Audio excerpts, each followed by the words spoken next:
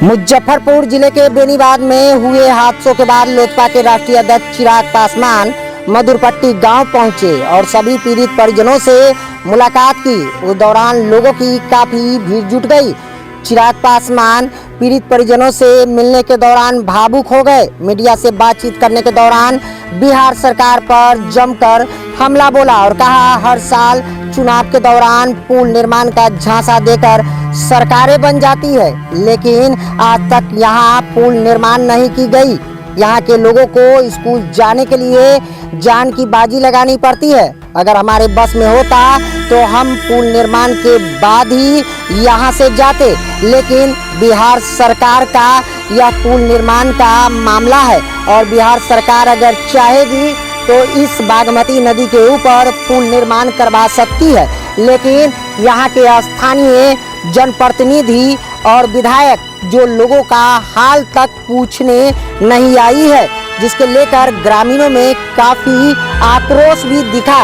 वहीं बताया जा रहा है कि मुजफ्फरपुर जिले में 32 लोग एक नाव पर सवार थे, जिसमें 12 लोग डूब गए और 5 लोगों का शव बरामद कर लिया गया है। वहीं पूरे गांव में मातम पसरा हुआ है और हर तरफ चीख पुकार मची हुई है। राजनीति से उठकर इस विषय को देखने की जरूरत है। अगर ये राजनीति में ही ये विषय उलझा रह गया तो पिछले 75 सालों से जो इस गांव का हाल है वो अगले 75 साल तक ऐसे ही रहेगा और ऐसे ही हमारे बच्चे नाव में बैठकर सवार होकर उस तरफ जाते रहेंगे और आए दिन हादसे होते रहेंगे।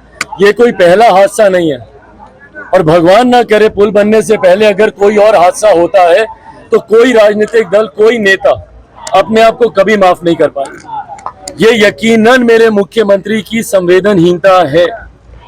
भाई उस दिन बताइए, आप यहाँ बगल में थे, मुख्यमंत्री जी आपके आने से जो लोग गए हैं वो वापस नहीं आते, पर आपके आने से कम प्रशासन मुस्तैदी से कार्य करता। आप आते इन परिवारों को हौसला मिलता कि जो बच्चे बच गए हैं या जो परिवार अब रह गए हैं, कम से कम उनका भविष्य सुरक्षित होगा। क्यों?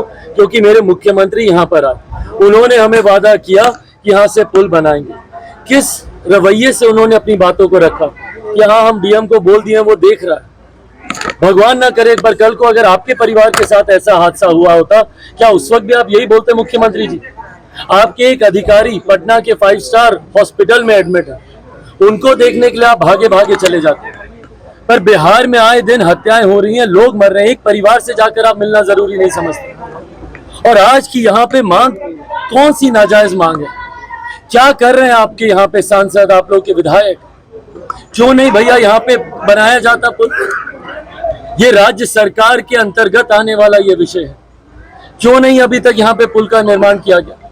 और पुल तो फिर भी एक कदम बाद में आता है। जिस कारण से यहाँ के लोगों को नदी पार करनी पड़ती है, उस कारण को क्यों नहीं हल किया गया? क्यों नहीं यहाँ पे विद्यालय बनवाया गया? क्यों बच्चे उस तरफ जाते हैं शिक्षा हासिल करने के लिए? क्यों नहीं यहाँ पे विद्यालय है? क्यों नहीं यहाँ पर पीडीएस की दुकानें हैं? राशन लेने के लिए महिलाएं वहां पे जाने के लिए मजबूर है। क्यों नहीं यहाँ पे दुकानें खुलवाई गई? क्यों नहीं यहाँ पे विद्यालय खुलवाए गए? क्यों नहीं यहाँ पे स्वास्थ्य केंद्र खुलवाए गए? और इन तमाम चीजों के अभाव में इन लोगों को नदी पार कर उस तरफ जाना पड़ा, जिसकी वजह से ये इतना बड़ा हादसा हुआ। और आपकी सरकार के अभी तक किसी नेता, किसी विधायक, किसी मंत्री ने यहाँ पर आना तक जरूरी नहीं समझा। सत्ता पक्ष जिनके अधिकार क्षेत्र में ये पूरा विषय आता है, किसी ने एक बार आकर झांकना तक जरूरी नहीं समझा कि इन परिवारों का क्या हाल है। अभी सीएस से हमने बात की, यहाँ पे परिवारों के हालात देखिए, बेसुध होकर महिलाएं जस तस इधर उधर गिरी पड़ी। कल को भगवान ना करे उन लोगों को कुछ हो जाए, क्या यहाँ पर एक 24 घंटे मेडिकल टीम नहीं रहनी चाहिए?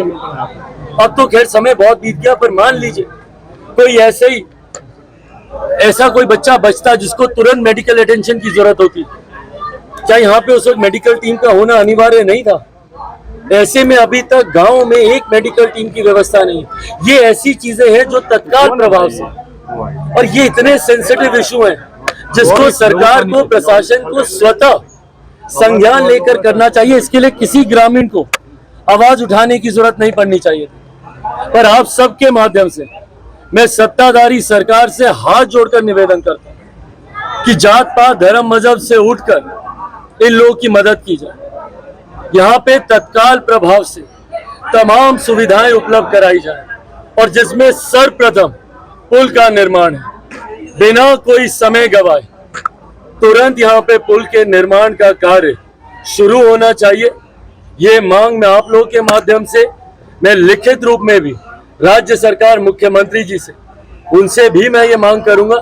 और साथ ही में जितनी वैकल्पिक व्यवस्थाएं यहाँ पर हो सकती है, तुरंत यहाँ पे राशन उपलब्ध हो उसकी व्यवस्था कराई जाए, स्वास्थ्य केंद्र की व्यवस्था कराई जाए, उच्च विद्यालय की व्यवस्था यहाँ पर कराई जाए। और सबसे पहले जितने पीड़ित परिवार हैं उनको यहाँ पे हर संभव राहत दी जाए। एक परिवार में बूढ़ी माँ है, 3 छोटे छोटे बच्चे हैं और एक विधवा है जो कि शायद संभवतः ठीक से चीजों को समझ भी नहीं पा रही कि क्या हो रहा है उनके साथ। उस परिवार के खाने कमाने वाला व्यक्ति चला गया। सोचिए कैसे अगले दिन के राशन का ये लोग इंतजाम करेंगे। तो कम से कम जो राहत सरकार के द्वारा मिल सकती है, पेंशन के माध्यम से हो, अलग अलग योजनाओं के माध्यम से हो। अभी मैं भी डीएम साहब से बात करूंगा, उनसे भी तमाम इन चीजों का आग्रह मौखिक लिखित दोनों करूंगा। पर साथ ही में आप लोगों के माध्यम से भी मैं राज्य सरकार से ये मांग करता हूं कि तत्काल प्रभाव से जो राहत दी जा सकती है